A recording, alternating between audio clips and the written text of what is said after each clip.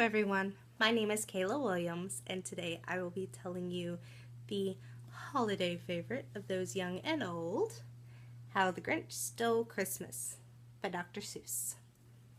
And this story is appropriate for anyone age 0 to 100 because who doesn't love the Grinch? Every who down in Whoville liked Christmas a lot, but the Grinch, who lived just north of Whoville, did not. The Grinch hated Christmas, the whole Christmas season. Now, don't ask why. No one quite knows the reason. It could be that his head wasn't screwed on just right. It could be perhaps that his shoes were too tight. But I think the most likely reason of all is that his heart was 2 sizes too small. But whatever the reason, his heart or his shoes, he stood there on Christmas Eve, hating the Whos, staring down from his cave with a sour, grinchy frown at their warm-lighted windows below in the town. For he knew every Who down in Whoville beneath was busy now hanging a mistletoe wreath. And they're hanging their stockings, he snarled with a sneer. Tomorrow is Christmas, it's practically here. And he growled with his Grinch fingers nervously drumming. Must find some way to stop Christmas from coming. For tomorrow he knew that all the Who girls and boys would wake bright and early and they'd rush for their toys. And then, oh, the noise. Oh, the noise. It's one thing he hated. The noise. And then, every Who, big and small, would sit down to a feast. And they'd feast, and they'd feast, and they'd feast. We'd feast on Who pudding and rare Who roast beast. Which is something the Grinch couldn't stand in the least. And then they do something he liked least of all. Every Who down in Whoville, the tall and the small, would stand close together with Christmas bells ringing. They'd stand hand in hand, and the Whos would start singing. And they'd sing. And they'd sing. And they'd sing. And the more that the Grinch thought of this Who Christmas sing, the more that he thought, I must stop this whole thing. Why, for 53 years I've put up with it now. Must find some way to stop Christmas from coming. But how? Then he got an idea. An awful idea. Grinch got a wonderful, awful idea. I know just what I'll do. The Grinch laughed in his throat. And he made a quick Santa Claus hat and a coat. He chuckled and clucked. What a great Grinchy trick. With this coat and this hat, I'll look just like Saint Nick. All I need is a reindeer.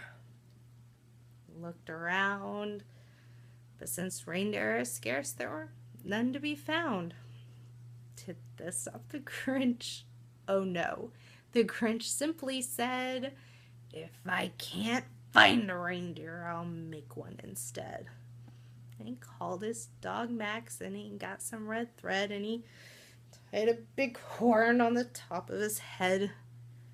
And he loaded some bags and some old empty sacks on a ramshackle sleigh, and he hitched up old Max. Then he yelled, "Giddy up!" The sled started down towards the homes where the Whos lay a snooze in the town. The windows were dark, quiet snow filled the air. All the Whos were all dreaming sweet dreams without care when he came to the first little home on the square. This is stop number 1. The old Grinchy Claus hissed, and he climbed to the roof, empty bags in his fist. He slid down the chimney a rather tight pinch. But if Santa could do it, so could the Grinch. He got stuck only once for a moment or two. Then he stuck his head out of the fireplace flue to the little Who's stockings all hung in a row. "These stockings," he said, "are the first things to go." Then he slithered and slunk with a smile most unpleasant around the whole room. And he took every present: popcorns and bicycles, roller skates, drums, checkerboards, tricycles, popcorns, and plums. He shoved them in a bag, and the Grinch, very nimbly, shoved the bags one by one up the chimney. And he slunk to the icebox. He took the Who's feast. He took the Who pudding. He took the roast beast. He cleaned out that icebox as quick as a flash. And that Grinch even took their last can of Who hash. He shoved the food up the chimney with glee. He said, "And now," he said, "I'll stuff up the tree." And grabbed the tree and he started to shove when he heard a small sound, like the coo of a dove. He turned around fast and he saw a small Who, little Cindy Lou Who was no more than 2. The Grinch had been caught by this tiny Who daughter and got out of bed for a drink of cold water. She stared up at the Grinch and said, "Santa Claus, why? Why are you taking our Christmas tree? Why?" And you know, that Grinch was so smart and so slick. He thought up a lie, and he thought it up quick. "Why, my dear little tot," the fake Santa Claus lied, "there's a light on this tree that won't light on one side. So I'm taking it back to my workshop, my dear. We'll fix it up there, and I'll bring it back here." And his fib pulled the child, and he patted her head, and he gave her a drink, and he sent her to bed. And when little Cindy Lou Who went to bed with her cup, he ran to the chimney, shoved the tree up. The last thing he took was a log for their fire. Then he went up the chimney himself, the old liar. On their walls he left nothing but hooks and some wire. The one speck of food that he left in the house was a crumb. It was even too small for a mouse. Then he went and did the same thing to the other Who's houses, leaving crumbs much too small for the other Who's mouses. At dawn, all the Who's still abed, all the Who's still a snooze. He loaded his sleigh, loaded it up with their presents, the ribbons, the wrappings, the tags, the tinsel, the trimmings, the trappings. 3,000 feet up the side of Mount Crumpet, he rode with his load to the tip-top to dump it. "Pooh-pooh to the Who's," he was grinchiously humming. "They're finding out now that no Christmas is coming. They're just waking up. I know just what they'll do. Their mouths will hang open a moment or two.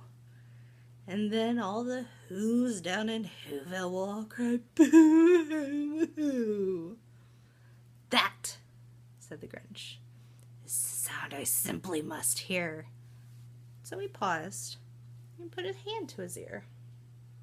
And he did hear a sound rising over the snow. It started in low, and then it started to grow. But this sound wasn't sad. Why, this sounded merry.